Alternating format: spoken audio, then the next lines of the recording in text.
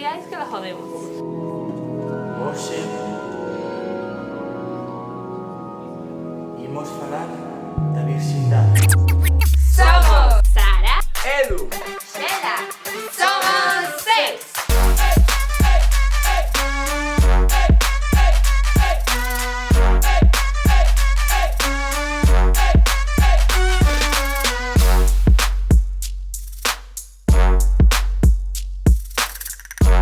Sí, a virxindade, pero rachando.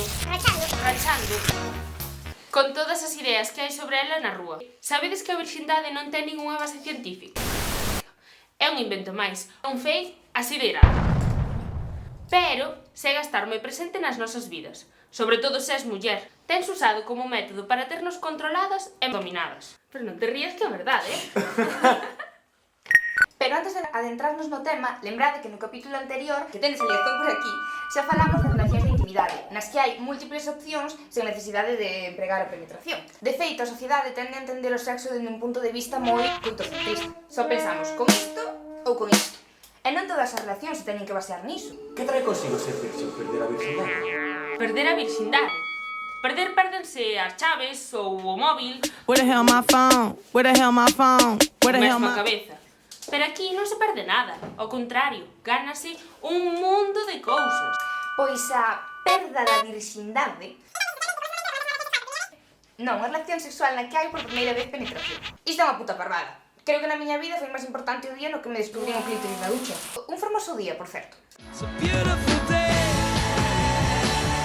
Mas non hai un antes e un despois con isto da virxindade, porque non existe. Todo isto que dixela está moi ben sellado ao sistema binario de xéneros. En plan, home e muller mantendo relacións. Pero hai moitas maneiras de desexar. E para gustos, colores. Pero que pasa se te meten un dedo un bildo? Un dedo un bildo. Un dildo, Edu! Un dildo! Oga, perdoa, quería decir iso, dildo. Esto quitado logo, vale. Dios, isto do sexo parece como... un manual de ¡Ay, Dios! Isto do sexo parece un manual de instruccións que, se non nos segues, parece que está rota. Volvamos ao tema principal. A primeira vez que perdes esa gran cousa. Hai moitas primeiras veces. Iso que de xeito... Ai, que non sei dicilo, Emocional? emocional, sí. Iso que fai sentir que algo mudou na tua vida. E pode que esa vez fose con penetración ou non. Entón, as miñas primeiras veces foron sen penetración. Ai, e quedan tantas cousas por facer. A vida está chea de primeiras veces. Esquezámonos da virxindade. Está out total. En relación con isto que di Edu, a eterna pregunta. As lesbianas somos virxes? E logo está a movida esa do IME, como sinal e proba da perda desa cousa. Pero non é ningún drama, podes non enterarte.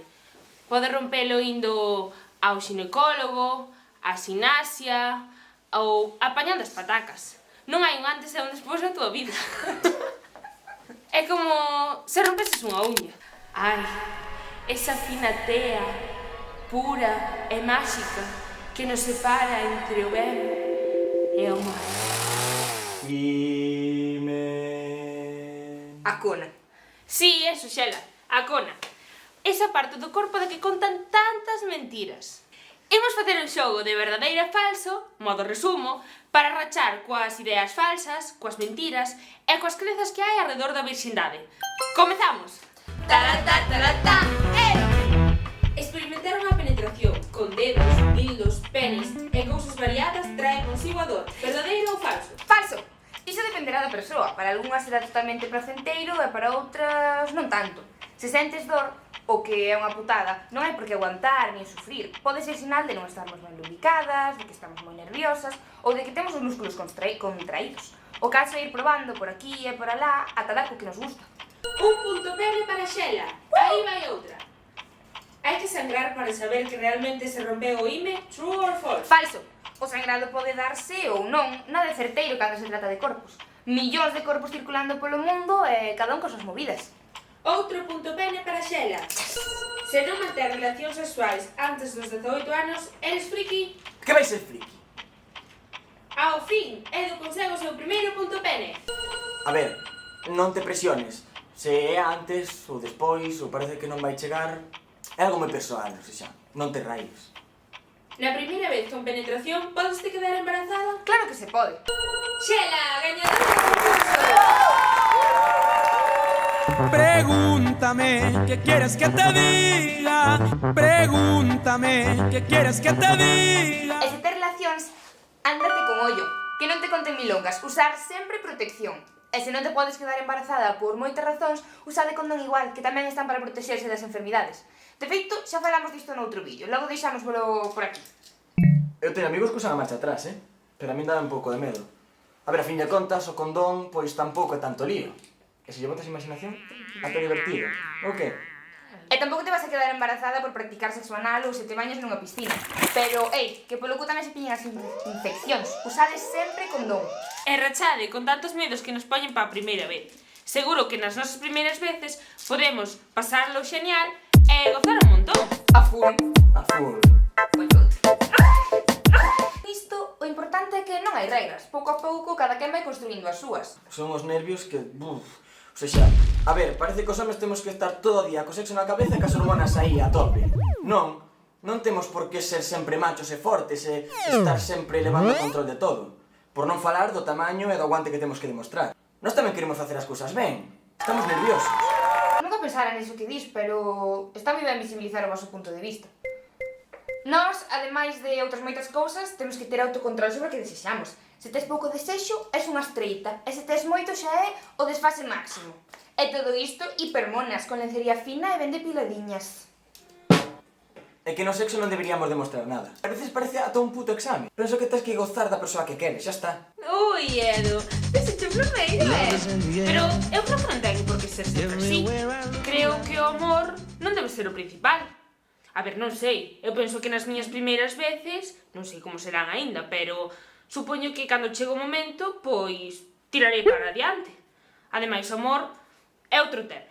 Se te presta, tamén podes buscar o teu match en Grindr, Tinder, Instagram... Teño Tinder e non podo parar de... Pois eu penso que ten que ser especial. A primeira vez, o importante é estar seguro da persoa co que vas facer. O seja, a min estar enamorado axudoume moitísimo. Sabía que quería facer e sabía con que. Claro, pero é que iso só é unha opción das moitas que hai. Non todas as relacións teñen que ser románticas. De feito, o romanticismo é outra invención, igual que a virxindade. Outro invento bo. Vaya dúas mierdas. Mentiras, puras mentiras. Na miña primeira vez, lembro que foi máis pasional que romántico. Cunha persoa que rara vez volvín a ver nunha festa. Que, a ver, ainda me lembro dela porque como vou esquecer. Estaba nerviosa, tímida. Ademais, tiña un subidón de enerxía. Buah, isto do romanticismo dá pa un capítulo, apunto. Carai, Edu, que a tope coa canle. Pasas da vergoña a estar aí, a full. Sí, é verdade, pero anoto, anoto. O máis importante non é que sexamos virxes ou non. O máis importante é que sexamos libres e que todos nós podamos tomar decisións sobre o noso propio corpo. Sí. Ademais, somos superheróis e superheroínas do prazer. Somos sex! Por certo, moitísimas grazas por ter enviado tantos temazos durante este mes. Faremos unha lista de reproducción con todos eles. E tamén lembrad de enviarnos os vosos mensaxes ao Insta e etiquetarnos. E se tedes algunha dúbida privada, escribide a este correo.